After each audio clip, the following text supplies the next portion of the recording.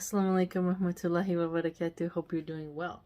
We are continuing our reading of Muhammad bin Abdul Wahhab's Removal of Doubts book. We are learning about Tawheed from his perspective, and we were dealing with polytheism, shirk obviously, and how it's a grave injustice, and we are to learn that more responses essentially of someone who is struggling with their definitions of what is shirk and whatnot. Let's begin. Bismillah ar-Rahman ar-Rahim. This means that if the polytheist with doubts says to you, polytheism, shirk, is the worship of idols, and we do not worship idols, then respond to him with two answers. Okay, respond to him with two answers. The first, say to him, what is the worship of idols? Do you think that whoever worships them believes that they create, sustain, and dispose the affairs of those who call upon them? If he claims this, then he has rejected what is found in the Quran. The second, look to the next page for the second reply, his statement, and if he says refers to his response to our statement. If he claims this, then he has opposed the Quran, which means that if he says that the worship of idols consists of turning in devotion to wood, rocks, or buildings erected upon graves or other than them, supplicating and sacrificing to them, and saying that they will bring us closer to station to Allah, then we say to him, you have spoken the truth, and this is precisely what you do. So you are a polytheist by your own admission, and that this is what we were seeking to clarify for you. Okay, so, turning in devotion. Turning in devotion. Devotion necessitates worship, I'd argue, because there's a sort of emotional bond if you turn to something that is carved. I would also argue that Catholics commit some of the highest forms of idol worship and shirk, praying to saints, praying to Mary. They will have some clergy in places, they have relics. If you read the history of Italy and the Catholic religion in general, you can start to notice a lot of shirk. Even in their movies, where there's a cross and it has some like magical wizard power to cast out a demon or something, you're like, quite strange, isn't it? Quite strange. And then I think it's even more weird when you see them start to have candles with saints on it. And then they have this sort of like, oh, they're scared, so they go light a candle with like the Virgin Mary or the Virgin Guadalupe or some type of saint. And it's odd. I also notice how people will put statues of saints in their garden, in front of their businesses, and shrines in their business. And they feel that this makes them more spiritual and will bring some type of spirituality to where they are. And if you were to deface such statues, they would get upset as if you've like done something to their god in a weird way. Just start to notice it. Catholics commit a high amount of shirk. Yeah.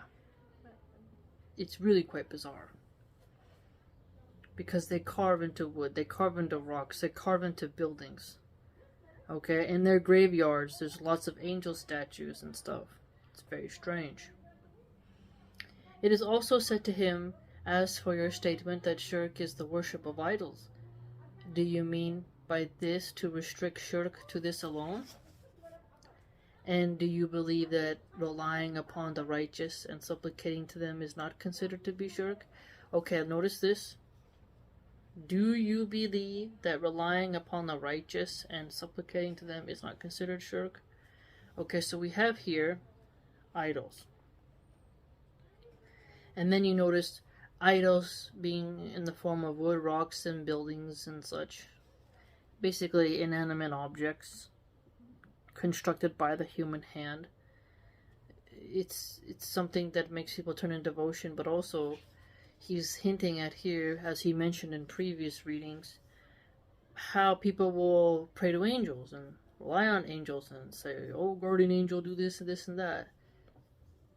So if you believe that relying on them is going to help you, you're running into a problem. This notion is refuted by what Allah mentions in His book regarding the disbelief of whoever attaches themselves to and directs worship to the angels.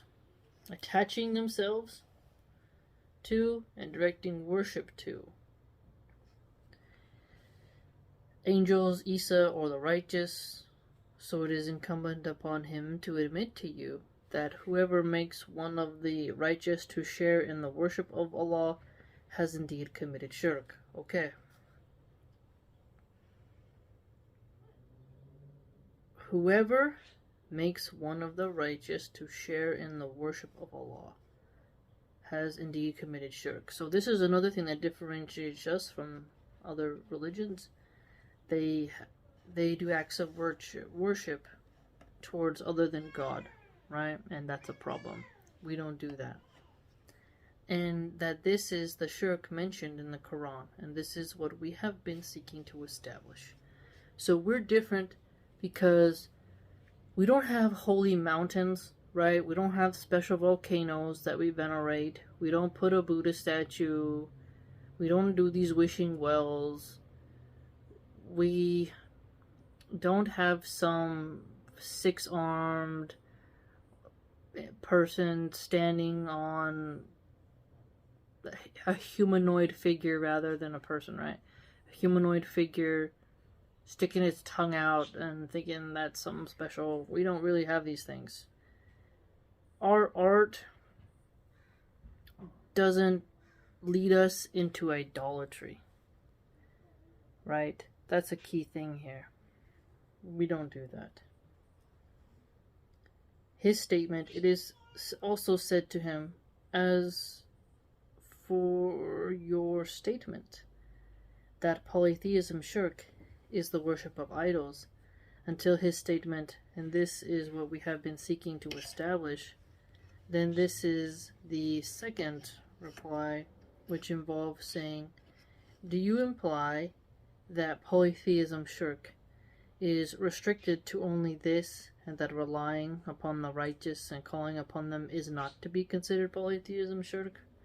Okay, so the question here, so notice how he says here, what we have been seeking to establish. So you're going through this almost, dare I say, Socratic method, but it's a dialogue with links of reasoning, where you're leading them to a conclusion, a guided form of education.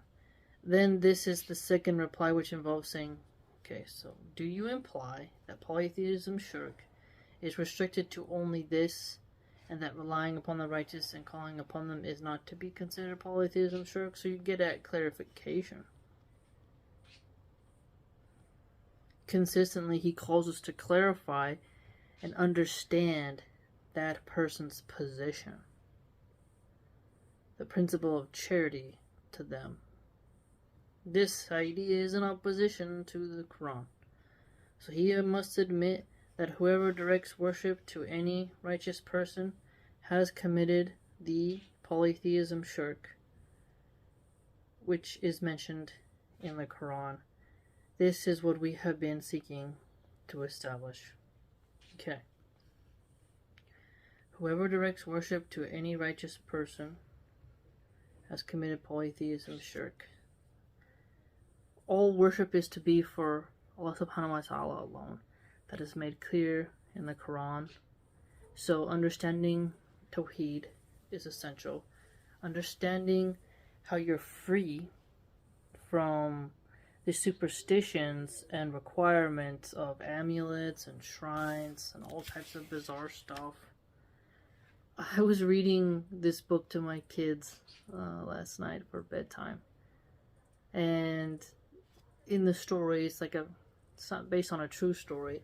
It was mentioned, oh, Machu Picchu lost its ruins because when it had an earthquake, people thought by taking the stones of each, like taking a piece of the stones of the village, that it would somehow bless their home, and that the sun god would bless their home because they had a piece of Machu Picchu in their place. So one of the reasons why there's not too many ruins left over there is because each person plucked something from it, and over time it dissipated and they didn't have anything left. Quite bizarre.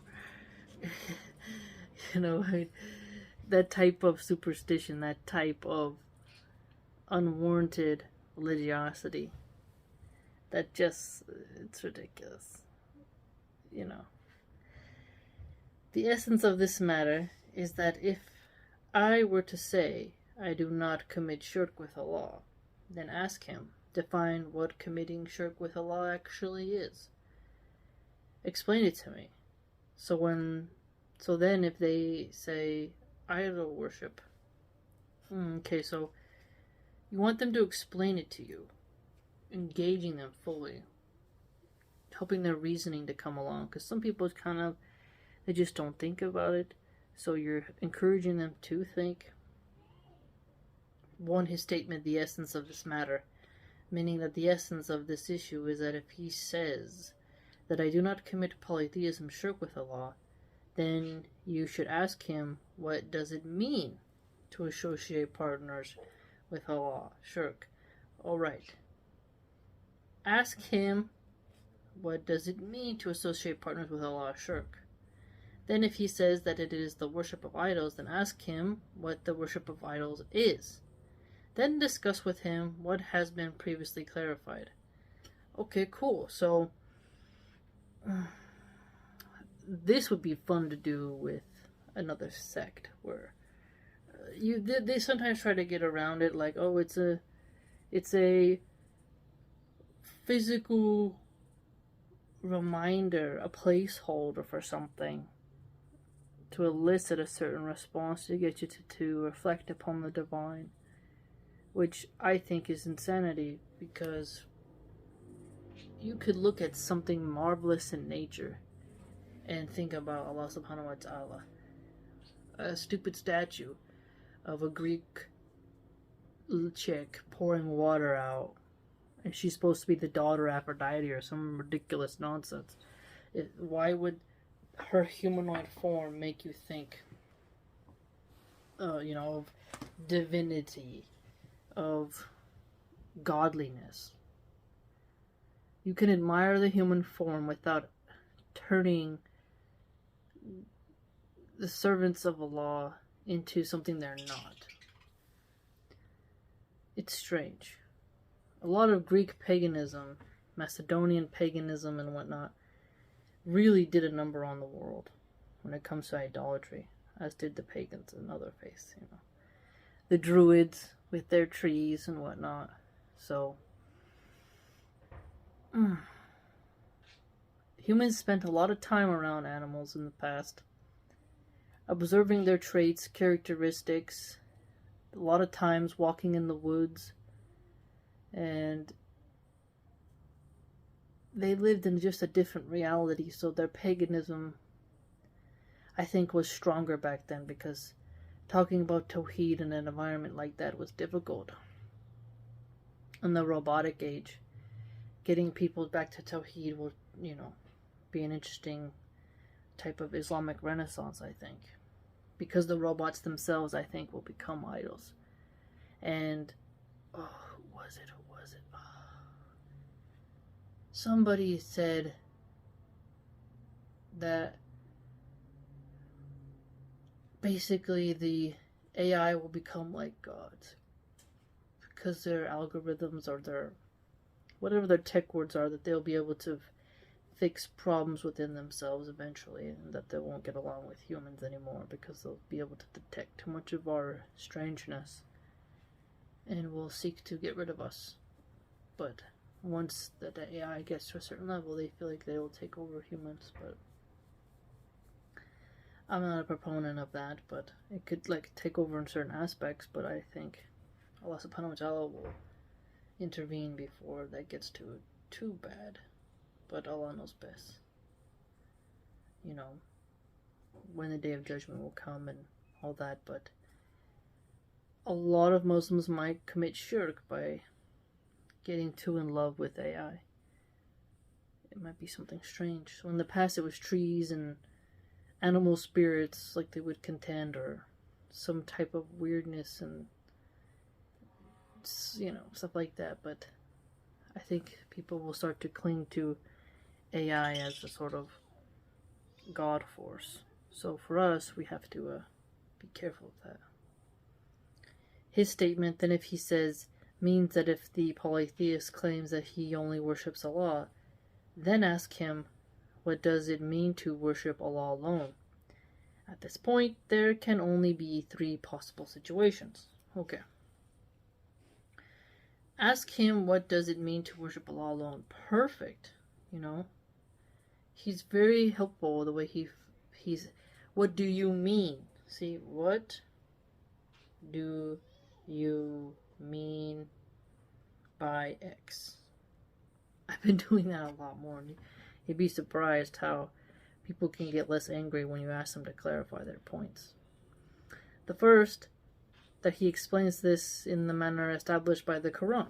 And this is what is sought and acceptable. With this type of response, it becomes clear that he has not actualized monotheism tawheed, as he has committed polytheism shirk.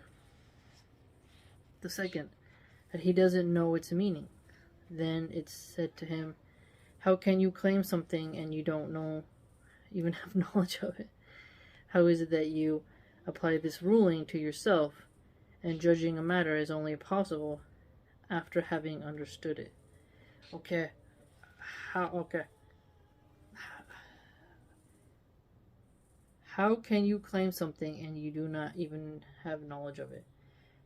I said that once to a brother who interviewed me, but it was concerning he was refuting another scholar of a different faith, and he never read the text, but he had all this stuff to say, and I made this exact point. You claim something, but you haven't read it, like you don't have knowledge of it, so how can you hold this opinion? You're speaking out of your ass, basically. It bothers me when people do that. So I don't slander a person or an ideology or something that they don't have a touch of understanding on. Like, if somebody was insulting a politician and I had no knowledge of that politician's voting record, nothing about them, and I just started spouting off at them, it wouldn't make any sense, because I don't know anything about that politician. I feel like that's the same with our academics, that we should be weary of speaking when we don't have any knowledge of what we're speaking about. We can be curious and give opinions like based on what we've learned, but to just say something about someone or something when you haven't investigated is quite retarded. The third, that he explains the worship of Allah with other than its true meaning.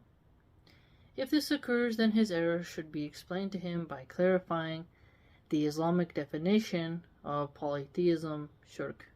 Okay, he explains the worship of Allah with other than its true meaning. If he does this, then you gotta explain to him the actual Islamic definition of polytheism, shirk. Okay, so he's just again made the point clear.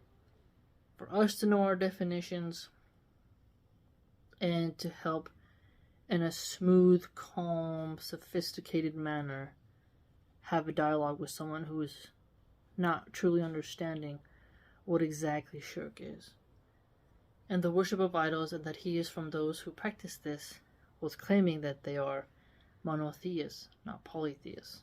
Okay. Very helpful. Very helpful. MashaAllah. So, do you imply that polytheism, shirk, is restricted to only this, and relying upon the righteous and calling upon them is not to be considered polytheism? So you clarify with him what he knows. Alright? Asking him, what does it mean to worship idols? What does it mean to worship Allah? Talking about, devotion. What is devotion? It's fascinating how much we've learned in this book. I find it to be a great tool because when we're learning about our faith, I think it's important to read some of the heavy hitters so that we can be more aware of what kind of knowledge has already been discussed, and we can pick the meat from the rib rack of knowledge, right? Alhamdulillah. I hope you learned something. I know I did. We've made it more than halfway through this text, and it's very beneficial, I'd argue. It's been a great read, not a hard read at all, and that's always something that I appreciate. If you'd like to support my work, you can do so by going to my blog at www.subscribestar.com/MahanArchive. Hope to see you there.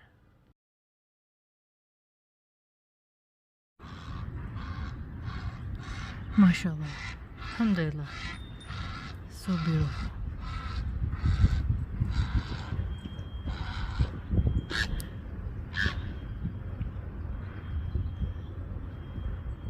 Such a stunning bird.